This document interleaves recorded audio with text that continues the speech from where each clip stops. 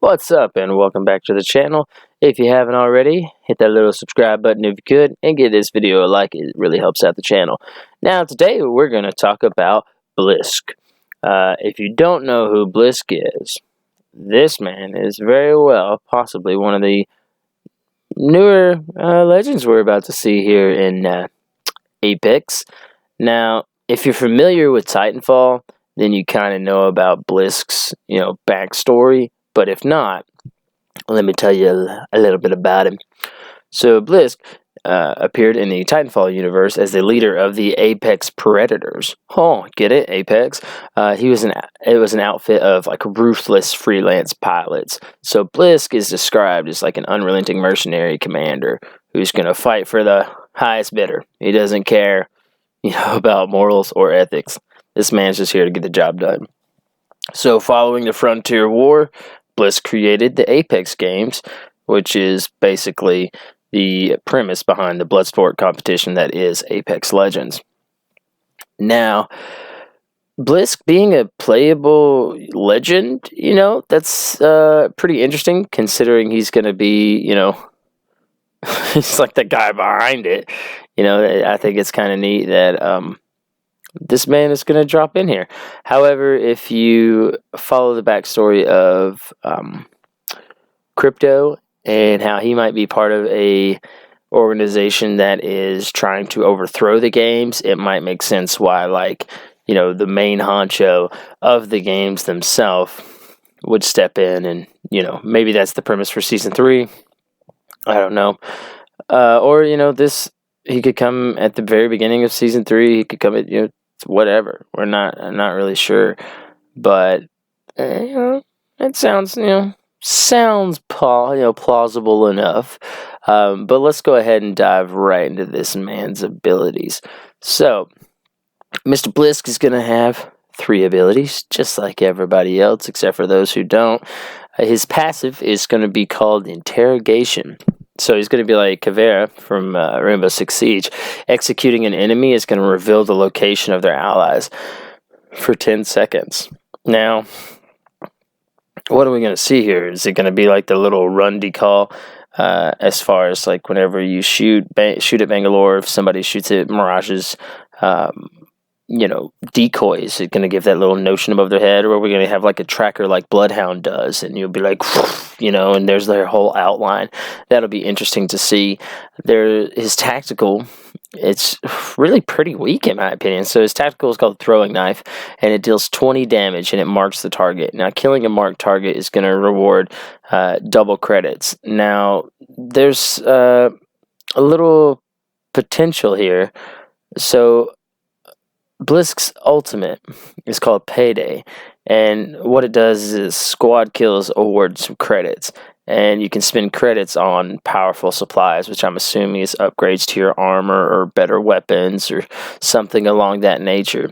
And apparently his ultimate ability is going to provide a facility to craft, those items from the materials, which would be known as credits. So you're basically going to be buying everything just like a mercenary would, which is kind of neat in my opinion. I sort of feel like they're trying to find more ways to like get loot and get like equipment in your hands than they are about creating, cool abilities. But, I think I'm down for it. So basically it's like, a kill board, I guess. You've got to collect your credits to be able to, swap out any kind of whatever, crafting these items at whatever they may be. They're going to cost either 2, 5, or 10 credits, which can be exchanged for an item. So that's kind of neat. It's sort of similar to what's going on with Nomad, how he can salvage materials, which honestly I think sounds a little cooler. But hey, whatever.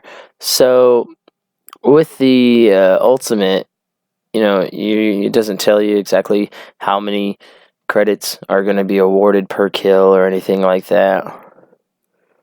I don't know.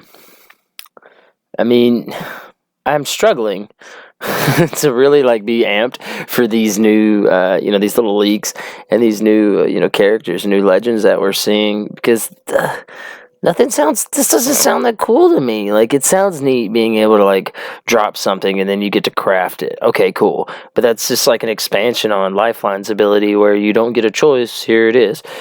And then, is it going to be like a little tactical area, or is it going to be like a setup area, and does it disappear? Like, can I come along behind you and use your ultimate, or does it disappear after you swap?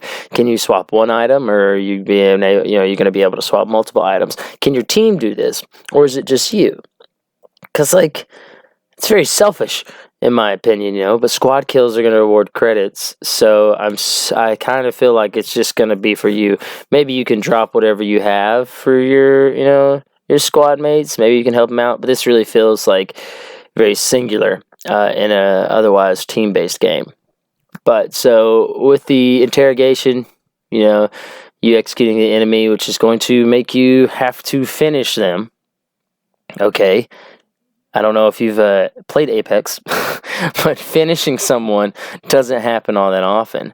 So you're going to, whoever runs Blisk, are they just going to be like a selfish Blisk and be like, yeah, I'm going to execute, which, okay, but you're probably going to get shot in the back. So I don't know if it's going to be worth it.